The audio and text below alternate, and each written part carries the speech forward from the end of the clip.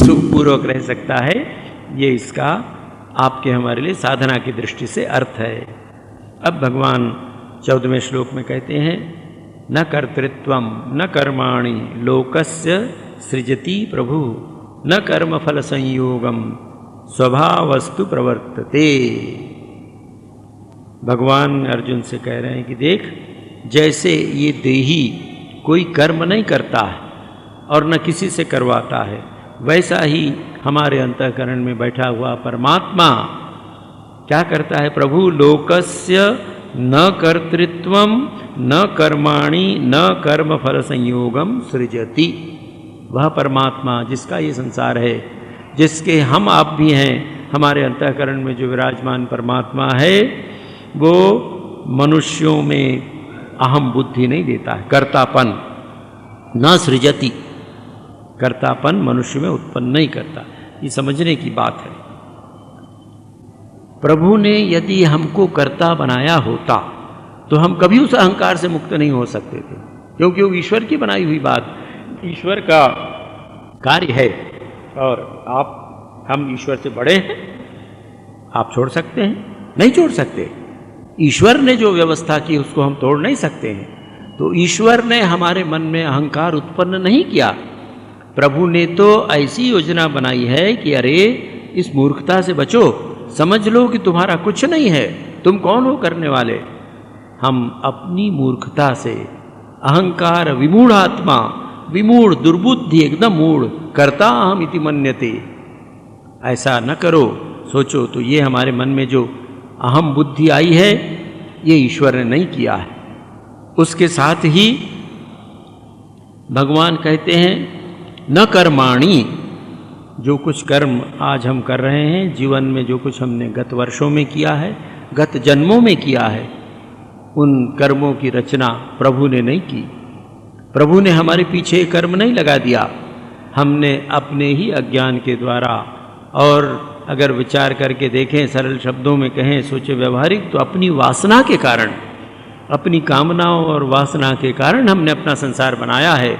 और हमारी कामना वासना इतनी अधिक है, अनंत है, कि एक जीवन में पूर्ण नहीं हो सकती, और एक जीवन में पूर्ण नहीं हो सकती, इसलिए बार बार आना पड़ता है।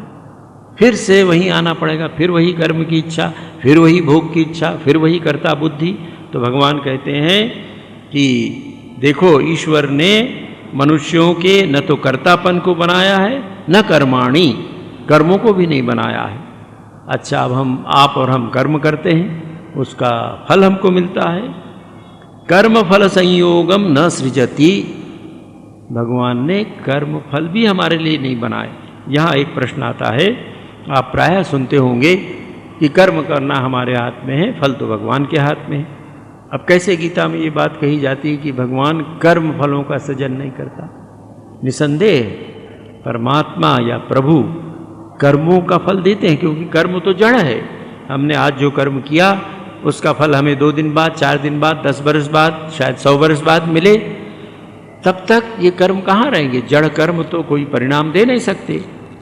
भगवान या प्रभु इन कर्मों के फलों के दाता हैं। पर कैसे कर्मों?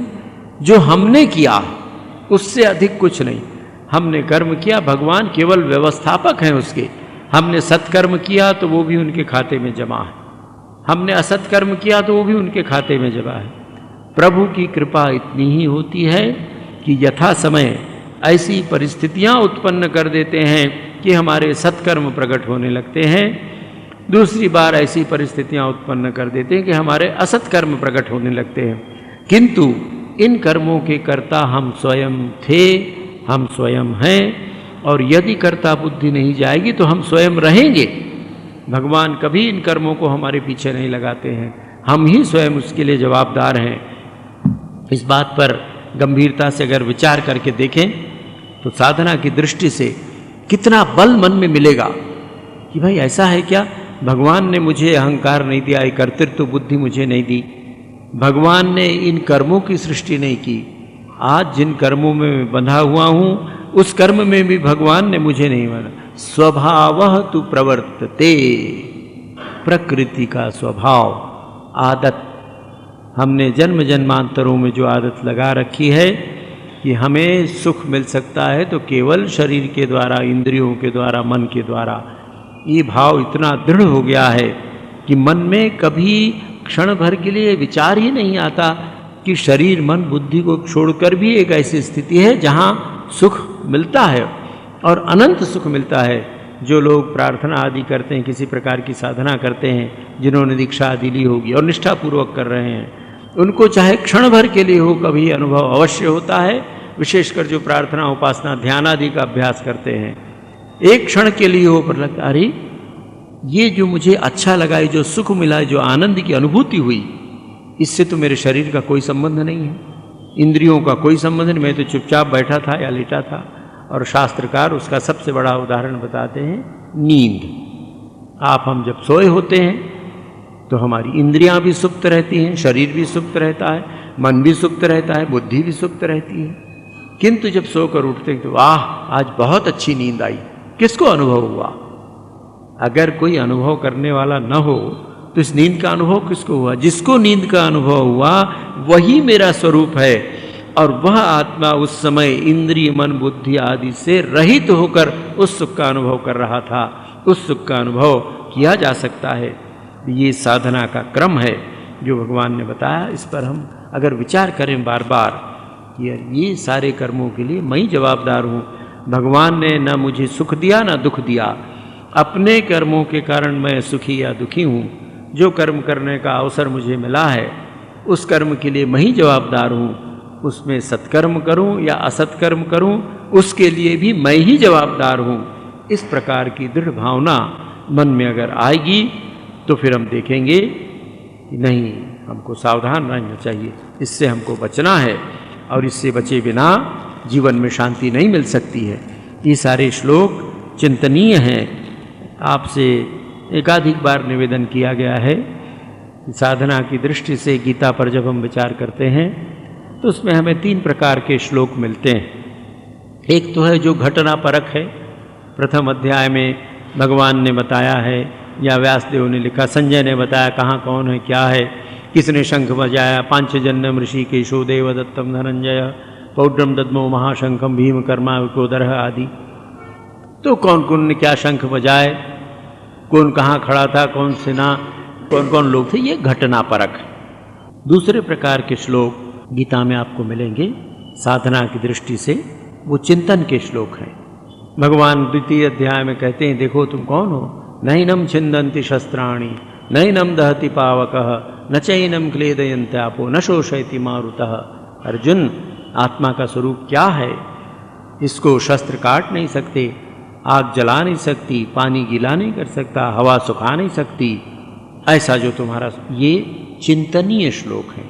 उसी प्रकार ये 5वें अध्याय का 14वां श्लोक, 13वां श्लोक, 12वां श्लोक, 15वां श्लोक, ये सब चिंतनीय श्लोक हैं। इसके अर्थ को जानकर भाव का चिंतन करना चाहिए कि अच्छा, प्रभु जब ऐसा कहते हैं कि अपने स्वभाव के कारण, मैं अपने ही गुणों के कारण भुगत रहा हूँ, मेरा स्वभाव ऐसा था, मुझे क्रोध आया तो मेरा स्वभाव उसके लिए दोषी है, मैंने अपनी इंद्रियों को वश में नहीं रखा तो मेरा स्वभाव उसके लिए दोषी है। ऐसे अपने ऊपर अगर हम वो ले लें, स्वीकार कर लें, तो हम साधना के लिए तैयार हो रहे हैं कि जब मेरे हाथ में है तो मैं ऐसा प्रयत्न करूँगा कि मेरे जीवन में ऐसा दुर्भाग्य न हो कि मैं अपने मन, इंद्रिय और वाणी आदि का दास हो जाऊं। ऐसी वृत्ति, ये विचार करने से क्यों नहीं, प्रभु ने इसका निर्माण नहीं किया है। स्वामी विवेकानंद जी कहते हैं कि सारी जवाबदारी अपने ऊपर लो। स्वामी जी कहते हैं, take the whole responsibility on your own shoulder. जब प्रभु ने मेरे कर्मों का सृजन नहीं किया है, प्रभु ने मेरे अहम वृत्ति का सृजन नहीं किया है, प्रभु ने मेरे कर्म फलों का संयोग नहीं मेरे लिए बनाया है, तो किसने बनाया? प्रकृति ने बनाया, मैंने बनाया। मैंने अहम के कारण उससे अपने आप को जोड़ लिया। अगर अहंकार अपने मन से मैं निकाल दूं तो ये कर्म मुझे नहीं पकड़ सकेंगे। कर्म नहीं पकड़ सकेंगे तो कर्म का फल भी मुझे नहीं पकड़ सकेगा और मैं आनंद पूर्वक रह सकूंगा। सारे दुखों की जड़ ये अहम बुद्धि है, ये अहंकार है। तो इस अहंकार को दूर करने के लिए भगवान हमें बता रहे हैं कि इसको सोचो। 15वें श्लोक में भगवान कह रहे हैं, ना दत्ते कस्यचित् पापम न चैव सुकृतम विभु अज्ञानेनावृतम ज्ञानम तेन मुह्यन्ति जन्तवः।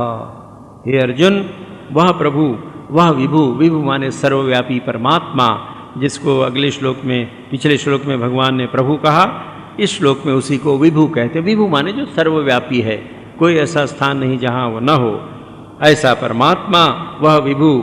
न कस्यचित् पापम च न सुकृतम एव आदत्ते। वह परमात्मा न तो किसी के पाप को ग्रहण करता है और न किसी के पुण्य को ग्रहण करता है। व्यक्ति को ऐसा लगता, अज्ञानेनावृतम ज्ञानम, पाप पुण्य का सारा दायित्व भगवान हमारे सिर पर देते हैं, तुम जवाबदार हो। जब हम भक्ति की दृष्टि से विचार करके देखते हैं, अपने अहम का पूर्णतः विसर्जन जब हम अपने इष्ट के चरणों में कर देते हैं, तब भगवान हमारे पाप पुण्य को ग्रहण करते, अर्थात भगवान में विलीन होकर पाप और पुण्य दोनों नष्ट हो जाते हैं। हम पाप और पुण्य से ऊपर उठकर आनंद लोक में चले जाते हैं। किंतु साधना की अवस्था में ये ठीक ध्यान रखना पड़ेगा कि वह सर्वव्यापी परमात्मा न किसी के पाप को ग्रहण करता, न किसी के पुण्य को ग्रहण करता, साक्षी रूप से देख रहा है। तुमने पाप किया तुम भोगो, तुमने पुण्य किया तुम भोगो। यदि तुम इससे अनासक्त हो गए तो पाप और पुण्य दोनों तुमसे छूट जाएंगे, उनसे तुम्हारा पिंड छूट जाएगा और वो विलीन हो जाएंगे प्रकृति में, तुम उनसे अलग हो जाओगे। इसलिए भगवान कहते हैं, अज्ञानेन आवृतम ज्ञानम तेन जन्तवः मुह्यन्ति। अज्ञान के कारण तुम्हारा ज्ञान ढका हुआ है। कैसे ढका हुआ है? बरसात के दिन है, बादल छाए हैं, आकाश में सूरज ढका हुआ है। सूरज ढकने का तात्पर्य क्या? सूरज चला गया, काला हो गया, अंधकार हो गया, ऐसा नहीं है।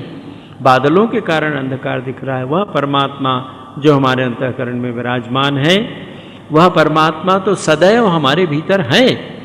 एक क्षण भी कभी हमारे जीवन में ऐसा नहीं आता कि परमात्मा न हो। वो शाश्वत है, सर्वथा वर्तमान है, सर्वदा विराजमान है। किंतु अज्ञान के कारण, और सबसे बड़ा अज्ञान यही अहंकार, अपने को देह समझना।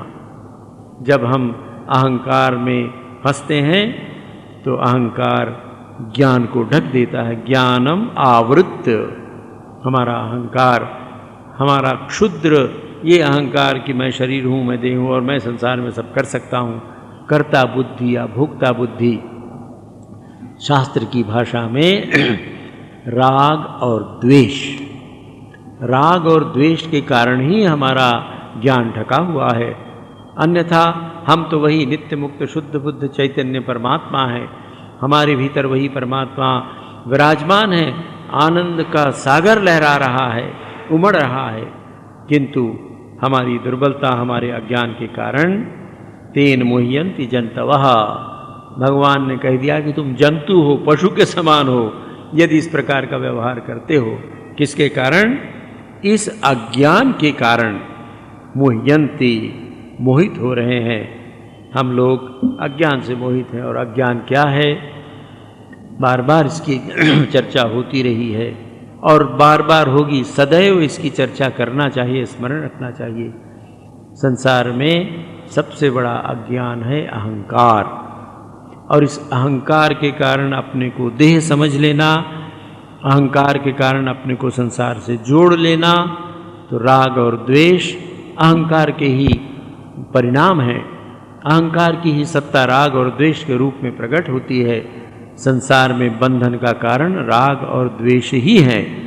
संसार में जब हम होते हैं तो किसी से हमारा राग होता है, किसी से हमारा द्वेष होता है।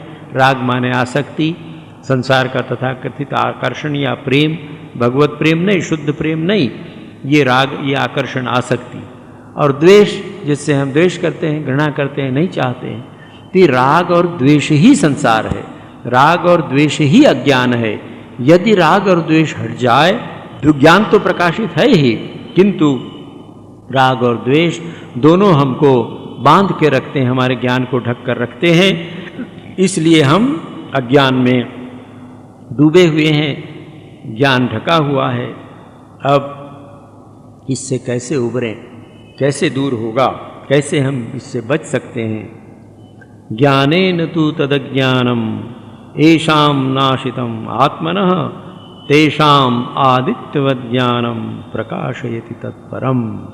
हे अर्जुन सुन, जिस दिन ज्ञान के द्वारा तेरा ये अज्ञान नष्ट हो जाएगा, तो जिस प्रकार सूर्य समस्त विश्व ब्रह्मांड को प्रकाशित करता है, तेरा ज्ञान तेरे अंतःकरण में विराजमान उस परमात्मा को प्रकाशित कर देगा।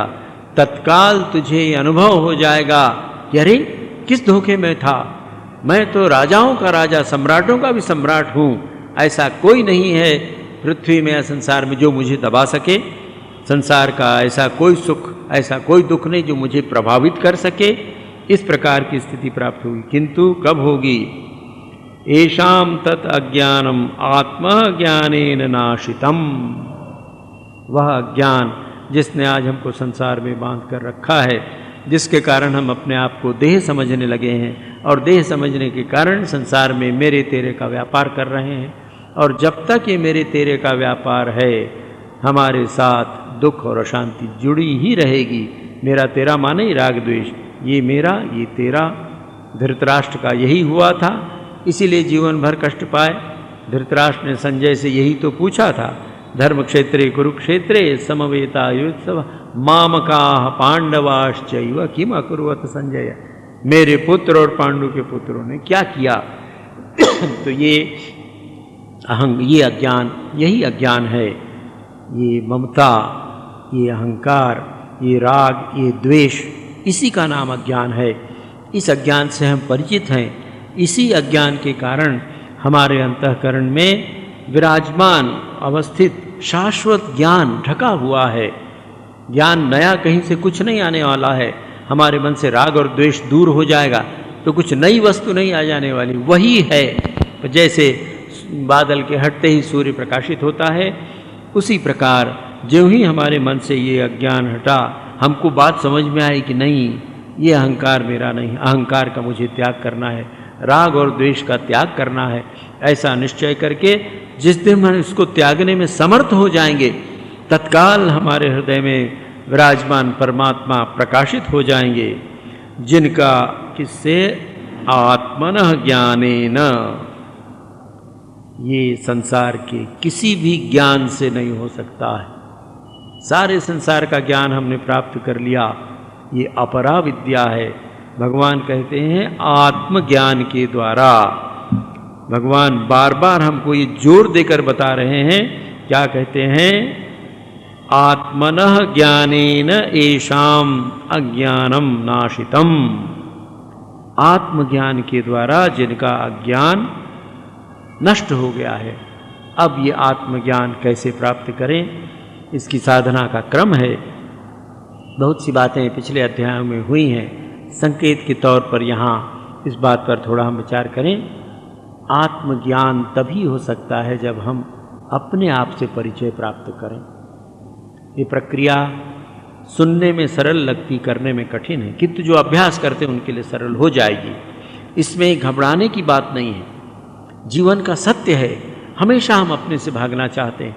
5 मिनट भी अगर हमारे पास समय है कुछ है, तो टीवी खोल लिया, नहीं तो वो कान में लगा के सुनने वाला आजकल देखा, रेलगाड़ी में बच्चे लोग रखे रहते हैं, दोनों कान में वो डॉक्टरों के समान लगाए, अब वो कुछ सुनते रहते हैं। क्या कहते हैं उसको, अभी मुझे मालूम नहीं उसका नाम है, वॉकमैन। अब वो वॉकमैन न रहे तो ये निर्वाक हो जाए। अरे भाई, जीवन इतना अमूल्य, थोड़ा सा समय मिला है चुपचाप शांति से बैठने का, वो भी नहीं कर सकते हो। तो देखिए, हमें आत्मज्ञान प्राप्त करने के लिए, वो तो ईश्वर की कृपा से होगा, अपने स्वभाव को तो जानना चाहिए। भगवान स्पष्ट कहते हैं कि ज्ञान के द्वारा ही अज्ञान नष्ट होगा। अभी एक कार्यक्रम में इलाहाबाद जाना हुआ था, आज ही वहाँ से लौटा हूँ। लगभग 200-250 विद्यार्थी, छात्र छात्राएं वहाँ थी। 7 दिन का एक युवा सम्मेलन इलाहाबाद आश्रम में हो रहा। तो चर्चा का प्रसंग था, व्यक्तित्व विकास, चरित्र निर्माण आदि की बात थी। तो उन बच्चों से एक प्रश्न किया, अच्छा तुम खड़े हो, क्या नाम है तुम्हारा, बताएं अपना नाम। अच्छा तुम्हारा ये नाम है, तुम अपने विषय में मुझे कुछ बताओ तो। अच्छा, ये तुम्हारे पिताजी का नाम, माँ का नाम, ये सब मैं नहीं जानना चाहता। तुम कहाँ से आए हो ये भी मैं नहीं जानना चाहता। तुम क्या पढ़ते हो ये भी मैं नहीं जानना चाहता। इसको छोड़कर तुम अपने विषय में कुछ बता सकते हो? ऐसा कुछ दुर्भाग्य, एक आध दो बच्चा कुछ बोला, कोई नहीं बता सके। तो फिर बच्चों से मैंने पूछा, जब वहीं से शुरू करो जो जानते हो, ये तुम्हारे पिता का नाम, ये तुम्हारे माँ का नाम, इस क्लास में पढ़ते हो, ये तुम्हारे शिक्षकों का नाम, बहुत अच्छी बात है। तुम क्या क्या कर सकते हो, क्या क्या तुम में गुण है। तो बेचारे उनको, उनका दोष है, उनको सिखाया नहीं जाता। तो फिर बच्चों से बोला, अच्छा तुम साइकिल चला सकते हो? मैंने कहा लिखो तो। एक, तुम स्कूटर चला सकते हो? हाँ महाराज। अच्छा तुम तैर सकते हो? हाँ महाराज। तुम खाना बना सकते हो? 25 गुण उनको बता दिए। ये मैं आपसे इसलिए निवेदन कर रहा हूँ कि ये वो वॉकमैन लगाने से नहीं होगा। वॉकमैन को बंद करना पड़ेगा और तब अपने को सुनना पड़ेगा कि अच्छा आखिर मैं कौन हूँ भाई। वो परमात्मा और आत्मा की बात मैं नहीं कह रहा हूँ, सामान्य रूप से मेरा क्या स्वभाव है, किस बात से मैं एकदम नाराज हो जाती हूँ या नाराज हो जाता हूँ। बाजार में चलते जा रहे हैं, 25 तरह की मिठाई देखकर, कुछ इमरती देखी तो मुंह में पानी आ गया। कभी याद किया है कि भाई इमरती मुंह में पानी ले आती है तो खतरनाक बात है, क्योंकि इमरती मुंह में पानी ला रही है तो बीमारी में भी खाने की इच्छा होगी, डायबिटीज में भी खाने की इच्छा होगी, भरे पेट में वो खाने की इच्छा होगी। तो जाने तो इसी प्रकार अपने मन से थोड़ा परिचित होना पड़ेगा। सामान्य मन से परिचय अपना हम करेंगे तो बात हमको समझ में आएगी। फिर धीरे धीरे धीरे वो उसके आगे की प्रक्रिया है, कैसे क्या करें उस पर बाद में विचार होगा। पर ये जान के रखें कि हमारा ये अज्ञान आत्मज्ञान से ही दूर होगा। तो येषाम तत् अज्ञानम आत्मनः ज्ञानेन नाशितम, आत्मज्ञान के द्वारा जिनका अज्ञान, तेषाम ज्ञानम आदित्यवत् तत्परम प्रकाशयति, उन व्यक्तियों को जिनके हृदय का अज्ञान आत्मज्ञान से दूर हो गया है, यही ज्ञान उनके हृदय में विराजमान परमात्मा को प्रकाशित कर देगा। तो परमात्मा को प्रकाशित करने का रहस्य भी आत्मज्ञान है। जब तक हमें आत्मज्ञान नहीं होगा तब तक परमात्मा का ज्ञान हो नहीं सकता है। ये प्रकृति है, ये नियम है। तो इसलिए जीवन भर हमें आत्मज्ञान का प्रयत्न करना है। और ये आत्मज्ञान पहले अपने स्वभाव से परिचित हों, आत्मनिरीक्षण करें और धीरे धीरे उसकी प्रक्रिया कैसे होगी आगे इस पर चर्चा होगी। और कभी जब यहाँ आध्यात्मिक शिविर का आयोजन किया जाएगा तब उस पर विस्तृत चर्चा होगी। आज यही समाप्त। आगामी रविवार आप लोगों की सेवा में मैं उपस्थित रहूँगा। आप सब सादर आमंत्रित हैं। जो भक्तगण नहीं आए या कभी आते हैं उनको भी आप कृपया बता दें कि अखबार में न भी आए तो जब तक नहीं की सूचना न दी जाए तब तक ये कार्यक्रम होता रहेगा। आइए शांति पाठ करके समाप्त करें।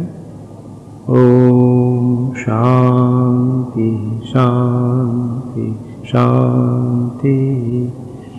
हरि ओम तत्सत्। श्री राम कृष्णार्पणमस्तु।